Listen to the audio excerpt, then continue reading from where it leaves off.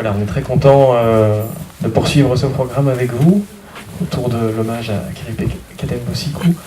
Et pour cette troisième journée déjà, on accueille Dieudo Hamadi, le réalisateur, qui va aussi présenter 2 films. Donc c'est vraiment une après-midi et une soirée qui lui sont dédiées ici à la Cinémathèque. Et on va commencer par un entretien qui sera animé par Rosa Spaliviero, qui nous a proposé ce programme vraiment sur un plateau. On est très contents, on la remercie évidemment de nous avoir donné accès à tous ces films dont certains n'ont jamais été, la plupart n'ont jamais été montrés en Belgique. Donc voilà, on est vraiment honorés de pouvoir les montrer ici à la Cinémathèque. Voilà, donc je vais tout de suite leur céder la parole. Merci. Bonjour tout le monde, merci d'être là cet après-midi pour parler de cinéma, pour parler aussi de Kiripi. Donc Dieudo Hamadi, tu as réalisé plusieurs films avec Kiripi, donc tu as déjà fait 3 longs métrages documentaires et aussi des courts métrages documentaires, donc tu es connu surtout en tant que cinéaste documentaire. Donc la masterclass va se passer comme ça. On va parler du cinéma de Dieudo, de sa collaboration avec Kiripi. On va montrer des extraits de 2 films que Mutotu Productions, donc la boîte de production de Kiripi, a produit. Donc un en 2011, Atalaku, et l'autre Maman Colonel, qui en fait s'est achevé après le décès de Kiripi. Donc qui est montré en avant-première bruxelloise ce soir. Donc ces 2 films ont reçu plusieurs prix, dont le prix Joris Ivens pour Atalaku du cinéma du réel à Paris et le grand prix du jury pour Maman Colonel, toujours cinéma du réel à Paris. Voilà, donc on montrera entre 4 et 5 extraits de ces 2 films et on parlera du cinéma de Dieudo. Et on laissera une demi-heure pour un échange avec le public. J'aimerais que cette masterclass puisse être aussi une rencontre avec vous et Dieudo.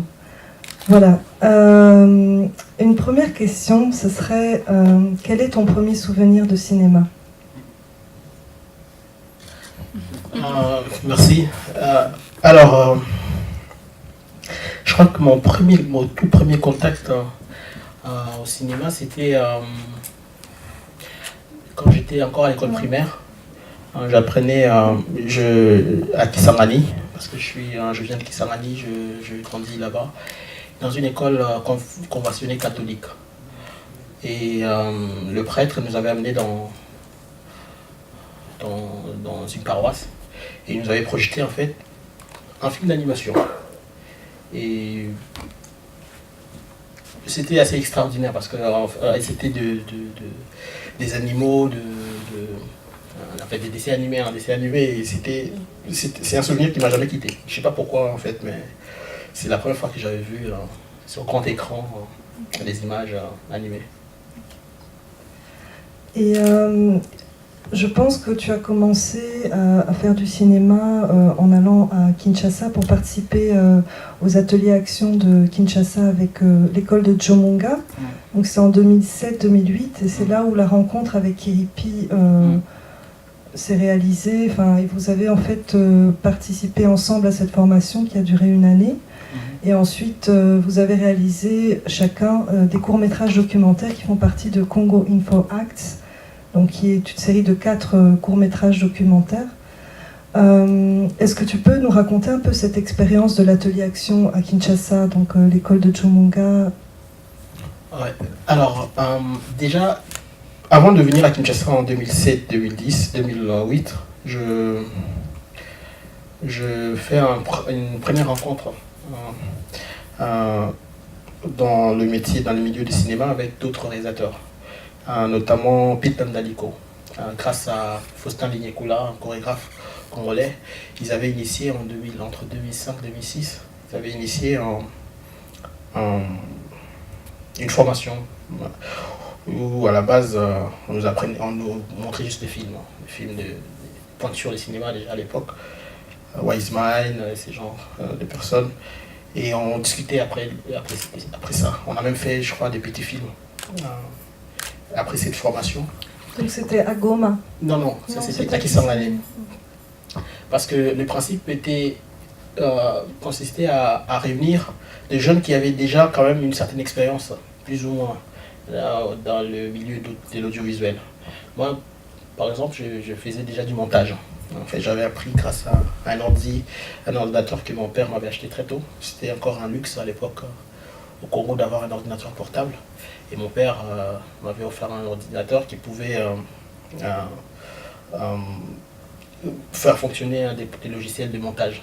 Comme ça, j'ai commencé avant tout le monde à avoir beaucoup de gens, en tout cas de mon entourage, à manipuler les images, à incruster des textes. Et ça amusait beaucoup du monde. Et moi, j'avais pris du goût. Comme ça, je faisais des clips et des publicités. Et quand Faustin a initié ces projets de formation pour le cinéma, voilà, j'étais parmi les quelques jeunes qui ont été retenus pour suivre la formation avec Petna, qui est venu de Goma pour animer pendant plusieurs semaines, je crois, je ne me rappelle plus tout à fait. Et donc, là, j'apprenais pour la première fois à tenir une caméra, à la manipuler. On a pu faire quelques petites séquences. Et juste après, toujours Petna va me proposer de m'inscrire dans une autre formation, un peu plus grande, qui s'est déroulée à Kinshasa, et qui était initiée par Joe Munga. Voilà, c'était la première fois que j'ai découvert Kinshasa. Je suis allé pour la première fois pour passer les tests. On est retourné à Kisangani, on était, je crois, 2 ou 3 jeunes qui étaient venus de Kisangani. Et quand on est rentré, on m'a rappelé par Joe, me disant que j'étais retenu et qu'il fallait que je retourne pour 5 semaines à faire la formation avec d'autres jeunes qui étaient recrutés partout dans le pays. C'est ainsi que je suis retourné pour une deuxième fois à Kinshasa, où je me suis installé comme prévu pendant 5 semaines. Et au bout de ces 5 semaines, on nous a encore demandé de rester, quelques-uns, parce qu'on était au départ 15 jeunes venus de tous les coins du pays. Et on en a retenu, je crois, 7, la moitié. Et c'est ainsi que c'était parti pour une formation de longue durée, sur une année. Et c'est grâce et pendant cette formation que j'ai rencontré Kérépi pour la première fois. Et donc cette formation, c'était aussi la rencontre de plusieurs cinéastes, des professeurs aussi, parce que c'était une école où en fait Joe Munga, comme il avait fait ses études à l'INSAS ici à Bruxelles, il avait notamment invité des professeurs de l'INSAS. En fait, cette formation, c'est une occasion pour moi de le dire, je crois qu'il y avait quelque chose de très efficace et de très bien réfléchi par rapport à cela. C'est que on nous a réunis ensemble, des jeunes qui voulaient faire du cinéma, et tout ce qu'on faisait pendant des jours et des jours, c'était regarder des films, lire des livres, les lire mais les résumer aussi à la fin, et parler aux professionnels du cinéma. Et souvent c'était des professeurs, des professionnels venus de Belgique et de France, et c'était des monteurs, des réalisateurs et en fait d'autres en fait des ingénieurs de son, et tout, en fait toute la clique du métier. Et c'était assez intense. Et en tout cas pour ceux-là qui ont voulu continuer dans ce métier, c'était une grande porte qui a, en tout cas pour moi, c'était un moment clé dans ma carrière, parce que à ce moment-là j'ai pris très vite conscience et connaissance de beaucoup de choses dans le milieu du cinéma, et qui m'a permis de me lancer très vite. Et justement, je me demandais d'où vient ton désir de cinéma, parce qu'à la base tu as fait des études de médecin ou des études scientifiques, hein? Et donc tu as lâché tes études et tu t'es dit je prends la caméra. Ah, c'était pas aussi simple en fait, parce que quand je suis venu pour la deuxième fois, quand Joe m'a invité pour m'installer plus ou moins à Kinshasa pendant 5 semaines, j'avais l'idée de retourner à Kisangani. Et je me rappelle même que j'étais en pleine session. En fait, j'ai préparé une session à l'université à Kisangani, et je me disais, bon, je vais partir pour 5 semaines et je vais retourner pour passer ma session. Donc je n'avais jamais l'intention, l'idée de rester longtemps ou d'abandonner les études de médecine.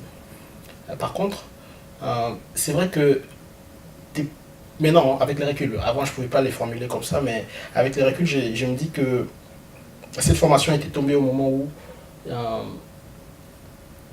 voilà, j'aimais découvrir moi-même cette, comment dire, cette envie de raconter les choses. Parce que, en parlant avec ma mère tout récemment, elle me rappelait que quand j'étais tout jeune, parce qu'elle nous a élevés quand même comme beaucoup de mères au Congo, dans le respect strict des évangiles, de la religion, parce qu'on passait beaucoup de temps dans des salles de prière et tout. Et moi, j'avais 7-8 ans. Chaque fois, quand je revenais avec toute ma famille de la prière, comme on dit, des longues prêches qui peuvent tenir 5-6 heures, j'étais en mesure de le répéter à la maison, quasiment exactement comme le prédicateur, ça c'est ce que ma mère me disait tout à l'heure. Et donc, j'avais déjà cette envie quand même de raconter, j'aimais bien raconter des choses. Et c'est comme ça que je me suis lancé même dans la fabrication des clips et des publicités quand j'avais appris les montages. Mais il y avait un truc qui était frustrant, parce que tu n'allais pas au-delà de ce que proposait par exemple un artiste, un musicien, par rapport à sa chanson. Et en découvrant le cinéma, tout de suite, je me suis dit, voilà, là je suis capable de m'exprimer autant que je veux, parce que c'est assez illimité. Je pourrais raconter tout ce qui me tient à cœur et tout ce que je voudrais bien partager avec les gens, ne serait-ce que pour moi, parce que j'ai envie de faire ça. Et c'est comme ça que c'était parti. Mais au départ, ma famille n'avait pas compris tout à fait cette logique, parce que encore aujourd'hui, ce n'est pas un métier valorisé.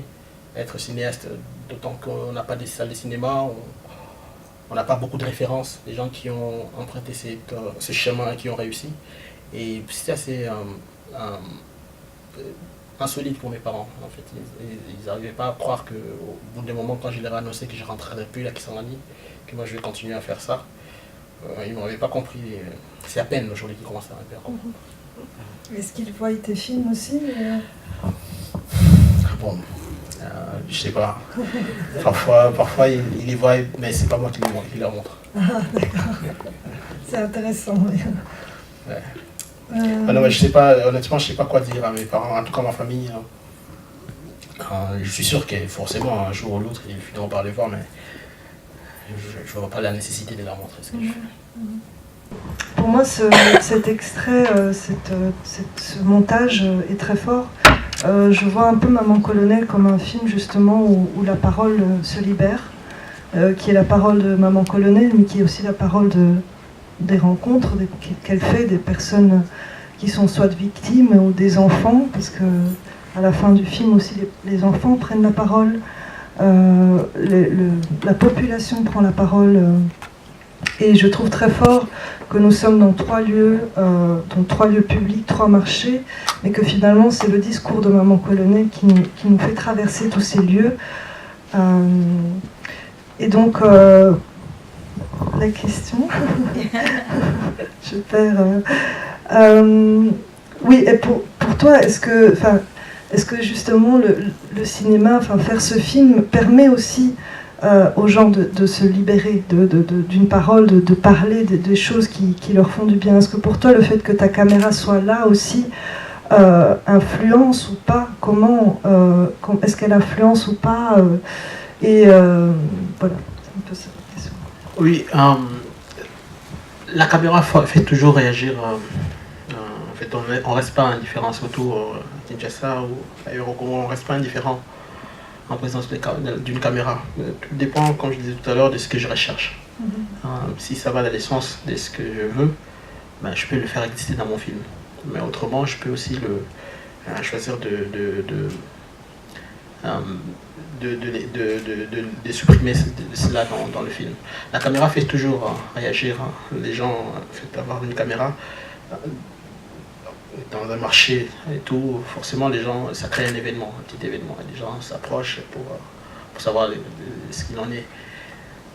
Mais ici, il y avait aussi cet effet quand même, c'est vrai, de voir une autorité des polices, parce que elles ont beau ne pas être bien payées, mais ça reste quand même des gens qui ont du pouvoir au Congo.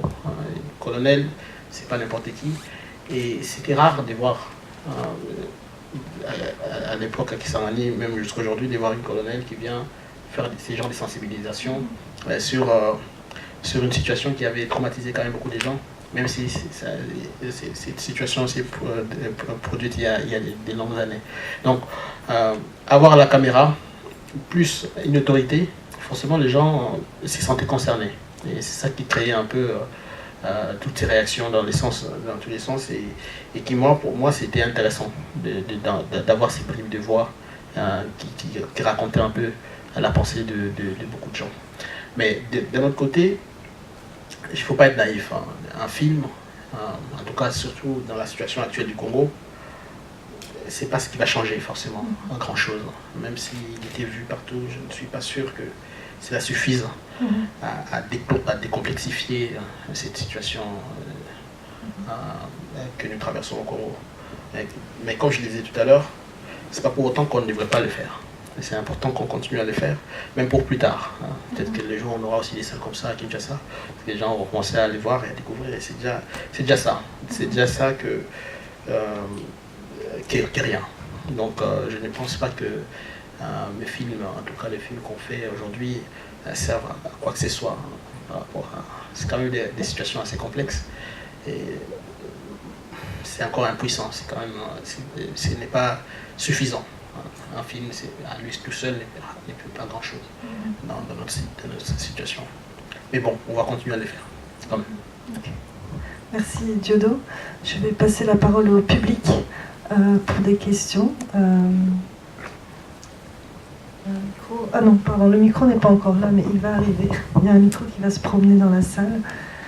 Moi, j'avais une question. Ben, allez-y. Hein.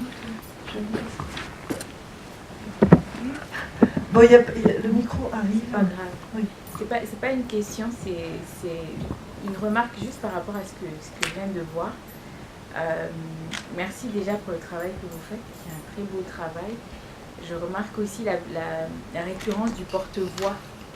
On le voit chez Atalakou, on le revoit chez Maman Colonel, donc peut-être c'est parce que c'est des extraits que Rosa a choisi, mais je crois que ça en dit long aussi sur la démarche qui est là. Vous remarquez quoi? J'ai pas compris. Le porte-voix. Le mégaphone. Ah oui, d'accord. Qui revient à chaque fois.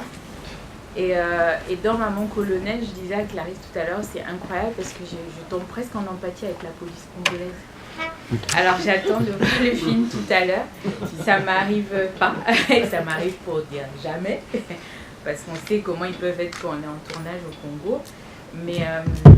Mais du coup, ça a l'air d'être un portrait policier de la police, donc j'attends de voir ce soir. Merci beaucoup. Ça fait du bien de voir ce genre de travail. Bon, attendons voir que vous voyez les films déjà. Je vais le voir ce soir parce qu'on en reparlera. Vous verrez aussi si son message est arrivé, si la population a réagi aussi, parce qu'il faut attendre jusqu'à la fin du film pour le savoir. Mais déjà là, c'est vraiment... on est presque content de voir ça parce que la police congolaise, ils sont la plupart du temps, en tout cas quand on est en reportage par exemple, à côté, ils sont à côté, vraiment à chaque fois, on tape à côté. Quoi. Donc là, je me disais, oh, ça a l'air d'être chouette. Donc j'attends ce soir. Oui, mais c'est intéressant parce que, bizarrement, c'est un de mes films, même le seul des films que j'ai fait, où je n'ai jamais été tracassé. Je n'avais pas été... C'est normal, vous êtes du bon côté, j'ai envie de dire, vous êtes du bon côté. Par la police et tout. mais en gros, c'est... Dans votre remarque, ce que j'apprécie, c'est que, en fait, ce que je voudrais souligner, c'est le fait justement de ne pas tomber dans cette facilité quand on raconte des choses du Congo, et puisqu'on sait que les gens entendent forcément des choses négatives, il faut qu'elles soient négatives forcément. Pour moi aujourd'hui, ça devient plus facile, ça devient trop facile de poser sa caméra au Congo et de filmer la déliquescence de l'État, le manque de ceci ou le manque de cela. C'est trop simple parce que où que vous soyez, où que vous placez votre caméra, c'est ça que vous trouvez. Et si les cinémas ne s'arrêtent qu'à faire ça, ben, je ne sais pas ce que feront les journalistes, hein, parce qu'ils peuvent bien faire ça, parce que c'est... Et moi j'aime bien dans cette espèce des chaos ambiants qu'on peut, d'un premier coup d'œil, avoir de la situation au Congo. Aller chercher des choses, des particularités, ces genres d'exceptions qui font malgré tout que finalement ces pays puissent exister. Parce que s'il n'y avait pas ces genres d'individualisme, ces genres d'exceptions, je ne suis pas sûr qu'on existerait encore comme pays. Parce qu'on en est aujourd'hui au point où moi je trouve toujours émouvant de voir par exemple un fonctionnaire de l'État, que ce soit un professeur d'université ou de l'école secondaire, ou un militaire ou un policier qui touche $40 et encore, mais qui continue à se faire la rigueur de tenir une espèce d'éthique ou de professionnalisme. C'est ce genre de film que moi je vais faire, et qui ne m'empêche pas ou qui ne m'autorise pas d'être complaisant, parce que ce n'est pas non plus le but d'occulter des réalités évidentes. Mais je suis plus à l'aise avec mon cinéma quand je vais chercher ces genres de choses. Parce qu'elles sont réelles, quoique invisibles. Et le cinéma permet de les faire remonter en surface. C'est un peu dans cet esprit que j'avais fait Maman Colonel. Parce que quand je l'ai rencontrée, elle m'a paru exceptionnelle. Avec ses contradictions, comme n'importe qui, et encore plus marqué au Congo. Mais ça restait quelqu'un comme on en trouve, il faut le dire, comme on en trouve encore au Congo, des gens qui pouvaient faire avec rien, mais qui arrivent quand même à faire tenir un service ou une institution.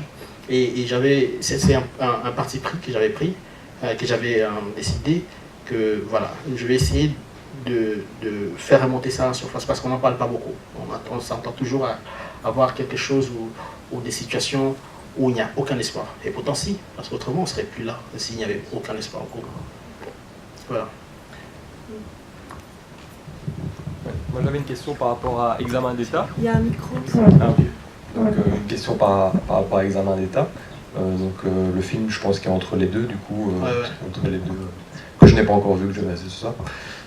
Ma question, elle est par rapport à votre travail d'écriture, en fait, parce que Examen d'État, ce qui frappe, ce qui m'a le plus marqué, c'est la densité du récit, vraiment la sensation d'être dans une histoire et d'être dans un suspense aussi, qui est jusqu'à la dernière scène. Et je me demandais, du coup, dans l'écriture, en amont, pendant, parce que le film est très découpé aussi, il y a plein... votre caméra n'est pas simplement en plan large, en plan séquence, il y a beaucoup de choses des petits éléments que vous allez chercher qui permettent vraiment de rentrer dans ce récit. Du coup, je me demandais comment vous travaillez en amont sur vos projets pour avoir une telle maîtrise de l'histoire dans des enjeux documentaires où le réel, souvent, est difficile à contrôler. Volatile. Oui, je continue jusqu'aujourd'hui avec plus de 4 films. Même 5, avec celui que je vais finir bientôt. Je continue à penser qu'un film, surtout dans les documentaires, ça reste toujours une espèce de miracle. Parce il faut toujours... Je suis même flatté quand vous parlez des maîtrises, mais c'est pas l'impression que j'ai pendant le tournage, parce que j'ai toujours l'impression que les choses m'échappent, que tout va dans tous les sens, et que c'est très difficile de les attraper. Il y a des moments où je me rappelle, après des tournages, je suis très très mal parce qu'il s'est passé des choses pour moi c'était le film, mais que je n'ai pas réussi malheureusement à capter. Pour répondre à votre question, je pense que c'est... Les choix des personnages pour moi est essentiel. C'est par là que je commence. Et après, c'est la gymnastique de comment on compose avec les imprévus, avec son intuition, et aussi comment ne pas trop s'écarter de son intention de départ. Parce que quelque chose d'assez bien réfléchi avant, on arrive malgré tout à la retrouver plus tard dans le tournage. Et c'est ça que j'ai constaté, c'est que même après avoir filmé longtemps, j'ai fini toujours par, même au montage, j'ai fini toujours par revenir sur ce que j'avais prévu de faire en amont, lorsque j'étais encore à l'étape d'écriture. Mais j'avoue que ça ne s'est fait jamais évidemment, de manière tout à fait claire dès le départ, sachant que comme en fiction, voilà, je vais commencer par là, et je vais aller.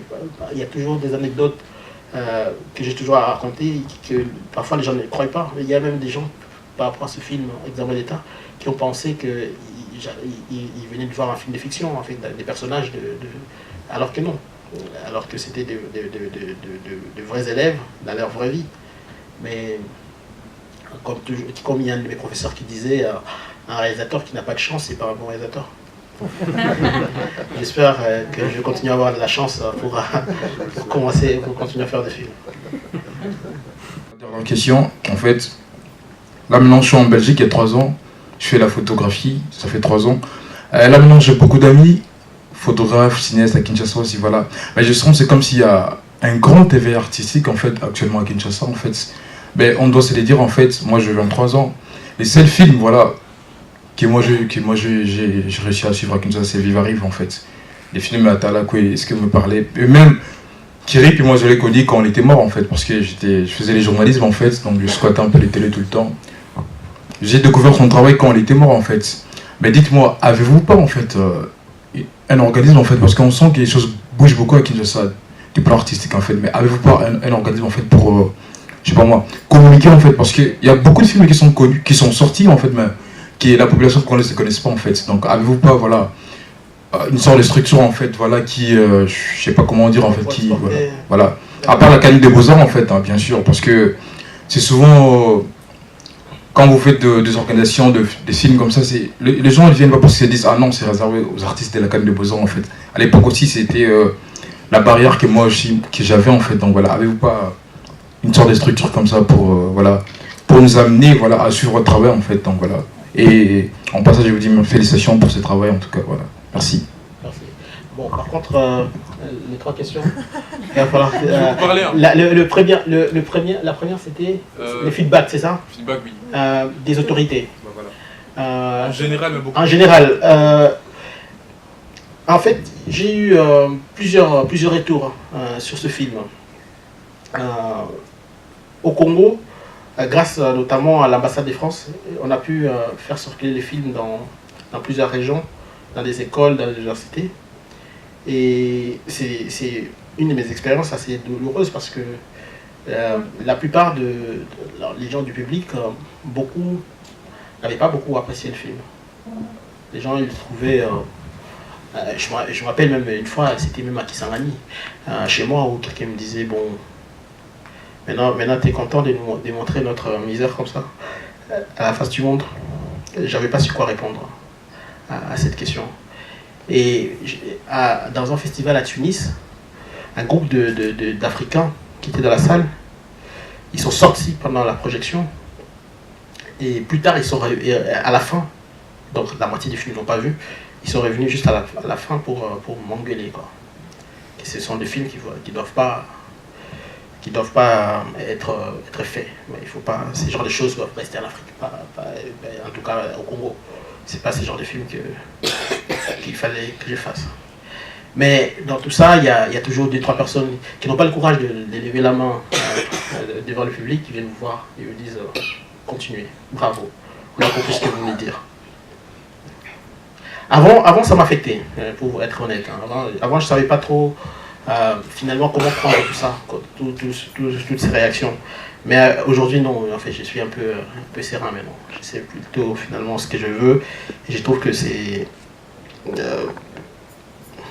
toute façon j'ai le droit de faire ce que je veux, quoi. J'ai fait mes films, on l'apprécie, on l'apprécie pas, il n'y a pas des permissions ou d'autorisation à demander à qui que ce soit.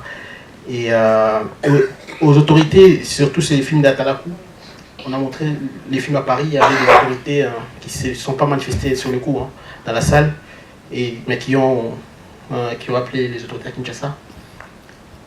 Et du coup, c'est encore Thierry qui a été alerté. On lui a demandé de voir le film, absolument. C'était un journaliste proche du pouvoir, des agents de sécurité, du gouvernement. Et en fait des politiciens. On leur a montré le film, ils ont suivi ça jusqu'au bout. Et la façon dont ils l'ont descendu, c'était juste incroyable, quoi. Donc ils l'ont assommé. Déjà, c'est pas un film, tu sais même pas tenir le cadre, il faut que tu...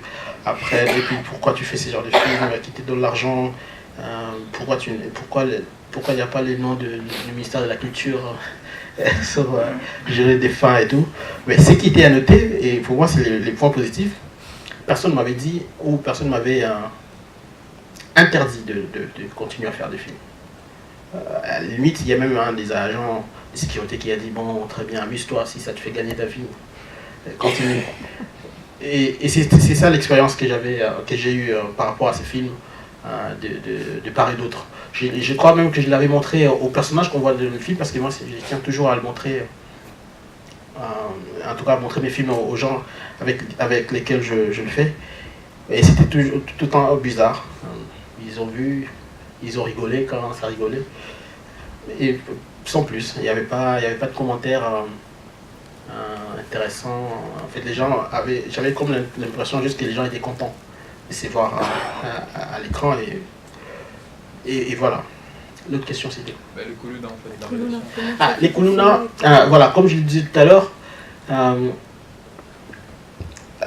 présenter les Kuluna comme on les connaît, en tout cas s'il y a un reportage ou un film sur les Kuluna qui arrachent les téléphones d'autrui, ça raconte votre préjugé. Et moi je vais toujours aller au-delà de ça, plus loin que ça. Moi je savais que c'était dangereux, je savais que tel qu'on les connaît, Kuluna, je ne sais même pas d'où ça vient ce prénom, mais c'est non. Mais moi je ne voulais pas montrer ça, parce que ça me semblait facile, montrer la surface des choses. Mais c'est un témoignage que je vais vous faire. Je me suis jamais senti en sécurité, je vous jure. Pas autant qu'avec ces gens, pendant cette période trouble. J'avais, comme je le disais tout à l'heure, un matériel qui ne nous appartenait pas, et qui allait coûter je ne sais pas combien à Kérépi si je l'avais perdu. Mais ils ne m'ont jamais agressé. Ils m'ont toujours défendu parce qu'on a été plusieurs fois attaqué par la police, parce qu'on ne voulait pas qu'ils squattent à cet endroit-là. Et la première chose qu'ils faisaient, c'était me protéger moi et mon matériel. D'abord me mettre en sécurité, ensuite eux ils se battaient avec la police. Et j'ai filmé des séquences assez violentes où ils se battaient à coups de couteau. J'étais là et ils me respectaient, ils ne m'ont jamais rien pris. Au contraire, je faisais à l'époque, c'est plutôt la police que j'ai craignais. Comme tout le monde, en fait à cette époque, à l'époque électorale au Congo c'est connu, hein, la police vaut mieux ne pas la rencontrer. Et nous tous on était du même côté. Et moi, et autre chose, c'est que j'ai rarement appris des choses de la vie, tout simplement, telles que je l'avais appris avec eux. Parce que à force de fumer, je crois qu'ils deviennent très intelligents, très lucides, hein, j'ai envie de dire. Non, c'est vrai, j'étais plus édifié à les écouter qu'à écouter nos politiciens qui parlent à longueur de journée dans les chaînes de télé. C'était étonnant de voir comment ils concevaient la vie et comment ils étaient au courant des choses et lucides par rapport à leur réalité. La question c'était seulement, mais qu'est-ce qu'ils font là? Pourquoi ça ne marchait pas? Pourquoi ils ne vont pas dans le bon sens? Et c'était des interrogations personnelles, mais c'est grâce à eux. Donc, l'effet de vouloir aller au bout des choses, au-delà des apparences, je trouve que c'est une forme de cinéma que j'aime, parce que ça m'apprend beaucoup de choses, et ça m'évite de tomber dans la facilité, de raconter seulement ce que les gens connaissent, ce que les gens savent, ce qu'ils attendent. En fait. Ça ne pas payé, non, bien. Ah non, quand tu l'as rapporté, ils appellent ça les rélas. Quand tu l'as rapporté, ça coûte rien, que dalle, hein, même pas 1 euro, hein, des petits boules de chanvre, voilà. Parfois ils me forçaient à les prendre, mais quand j'ai résisté, il n'allait pas plus loin, mais quand tu l'as acheté ça, c'était fini, c'était leur journée. Je leur avais jamais rien donné. Mais seulement, je n'ai jamais rien perdu, ni cassé, quoi que ce soit, pendant, allez, on va dire, plus de 5 mois de tournage. Avec les Kuluna dans un cimetière, dans un milieu où ils peuvent te faire du mal et personne ne le saura. C'est un peu ça l'expérience que j'ai eue avec eux. Et l'autre, la dernière question?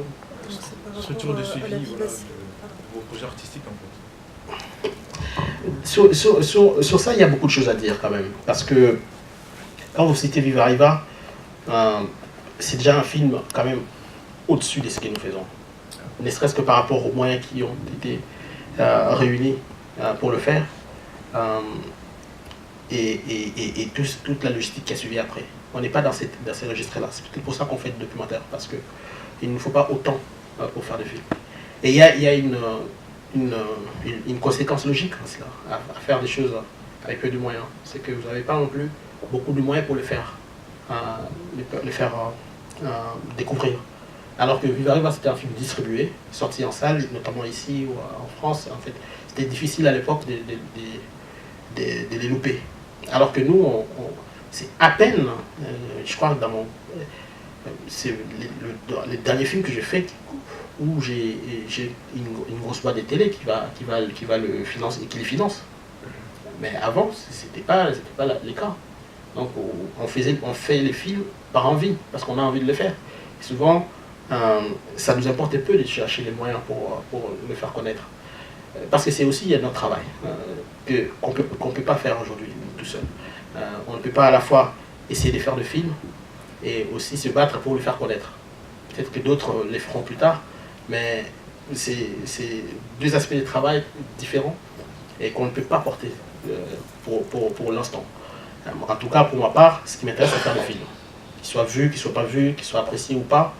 Moi, je m'éclate là-dedans, je continue à le faire et ça me suffit. Plus tard, ce qui est bien avec le film, c'est que ce n'est pas parce que vous ne l'avez pas vu aujourd'hui que vous ne le verrez jamais. Tôt ou tard, je suis sûr que les Congolais verront mes films dans des bonnes conditions et tout, et ils apprendront ce qu'ils apprendront dessus, tu vois. Mais d'autre part, j'aimerais dire aussi l'effort que le public congolais ou africain en général font pour voir les films que nous faisons. J'ai circulé avec mes films quasiment le monde entier, et c'est très rare de voir des jeunes Congolais ou d'Afrique qui sont dans les salles quand ça se passe. Et pourtant, ce n'est pas forcément des festivals des ghettos. J'ai présenté le film à la Berlinale, à Toronto, des festivals qu'on classe des séries A. Ça veut dire quand le festival commence, au moins toute la ville connaît. Et dans toutes ces villes, vous allez rencontrer des Congolais ou d'Africains. Mais combien viennent pour le voir? Est-ce que c'est aussi notre travail à nous? Pourquoi pas? Mais moi, ce qui m'intéresse aujourd'hui, je me dis, c'est de continuer à faire des films. Et le reste suivra, j'espère. Mais ne nous demandez pas à nous, réalisateurs, de penser à faire des films et de nous mobiliser pour vous l'apporter ou le faire, d'autant qu'on n'a pas les moyens pour le faire, tout simplement.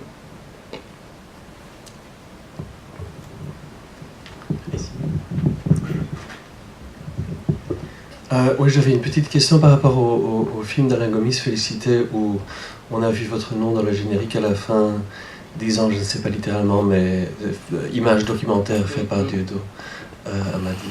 Je voulais juste entendre votre expérience et de quelles images il s'agit précisément. Je ne sais pas si je vais me souvenir précisément des images que j'avais faites, mais Alain Gomis, je l'ai rencontré en 2012 au cinéma du réel, quand je présentais Atalakou justement, ce film. C'est un ami congolais qui me l'a présenté, et depuis on est resté amis. Et une année plus tard, il m'a fait lire son scénario. Il m'a dit qu'il voulait le faire au Congo. Il m'a demandé premièrement de lui trouver des fixeurs, des gens sur qui il pouvait s'appuyer pour les tournages. Je lui ai mis en contact notamment avec des jeunes Congolais, Kérépi et d'autres. Comment? Pardon, Matala? Ah ouais, Deschamps Matala et Roger, je crois. Et c'est comme ça que c'était parti.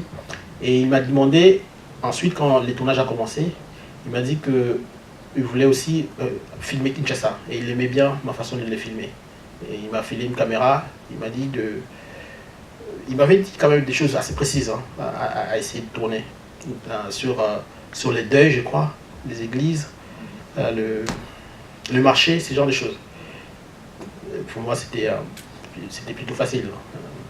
Donc j'allais dans un deuil, je filmais, et ainsi de suite. Et à la fin, il a retenu quelques séquences. Donc c'est un peu ça notre collaboration. Et le fait de réaliser ce genre de film, pour vous, ça signifie quoi? Si c'est pas pour changer le Congo, si le fait d'étaler cette misère, enfin, c'est pas étaler la misère, mais c'est d'être sincère, c'est ça le Congo. Le fait de présenter le Congo tel qu'il est, avec votre regard à vous, ça signifie quoi?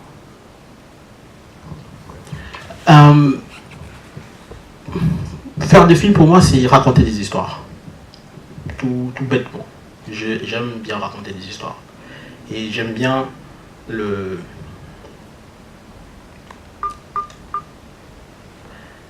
médium, j'ai envie de dire, du cinéma pour le faire. J'aurais eu un fibre d'écrivain, j'aurais fait des livres. Ou alors écrire des chansons. Je me sens bien à l'aise avec une caméra, donc j'utilise une caméra. Et je le disais tout à l'heure, au départ, c'est des questions évidemment qui te renvoient à ta place. En fait, quelle est ma place des réalisateurs aujourd'hui au Congo, dans une société comme notre pays? Quelle est la place d'un réalisateur? Crois-moi, mon frère, le jour où je saurai c'est quoi ma place de réalisateur dans ce pays, peut-être que j'arrêterai de faire des films. Je continue peut-être à le chercher moi-même, film après film.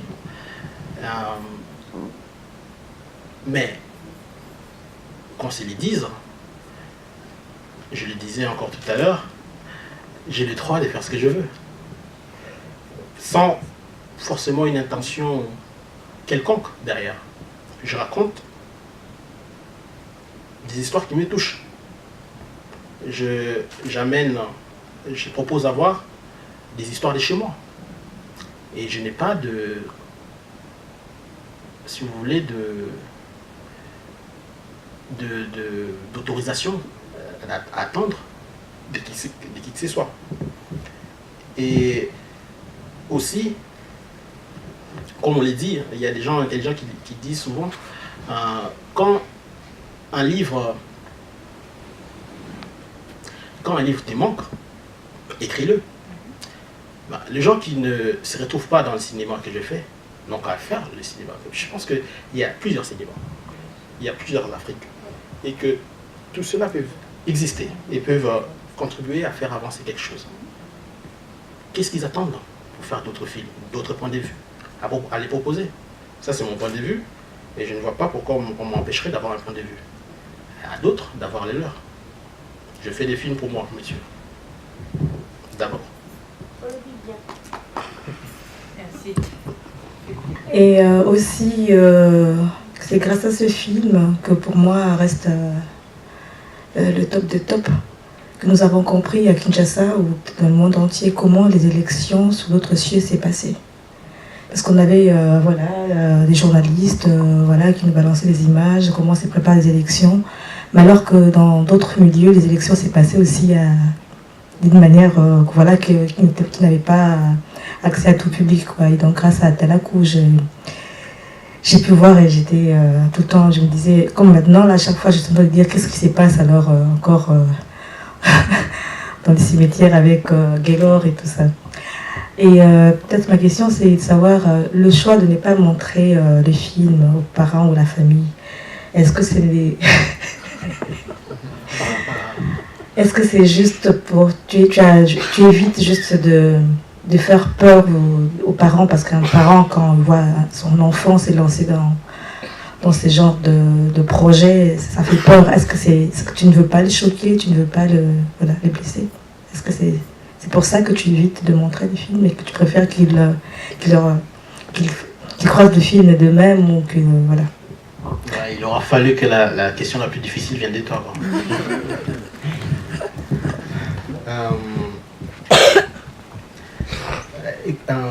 Je ne sais pas pourquoi je suis...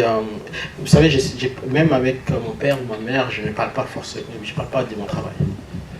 Et parfois, ils m'ont surpris à la télé ou sur RFI ou je ne sais pas dans quelle émission, ils me disent on t'a suivi ou on t'a vu. Et moi, je me réjouis. Ok. Je me réjouis juste à leur dire ça. Peut-être ça vient de... Je sais pas, mais je trouve pas quoi leur dire d'autre à part que j'ai fait des films. J'ai toujours en mémoire quand même leur réaction quand je leur avais annoncé que j'ai quitté la médecine quand même pour faire les cinémas. Ils m'ont pris pour quelqu'un d'ensorcelé. Et je suis sûr que ça m'avait traumatisé quand même, peut-être. Et que jusqu'aujourd'hui, je ne suis pas encore en mesure de me confronter à eux sur ces questions-là.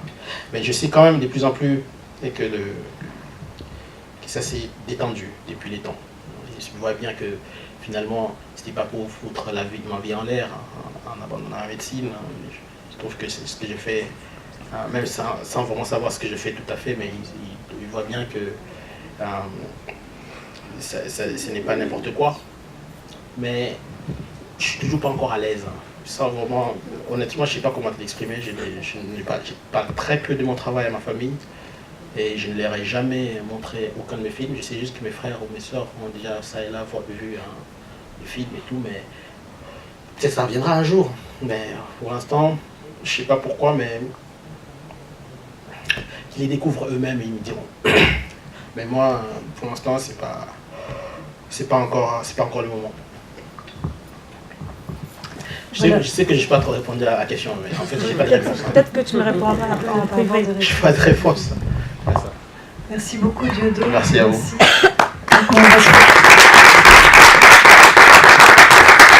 à vous et on se retrouve pour les projections 19h, 21h.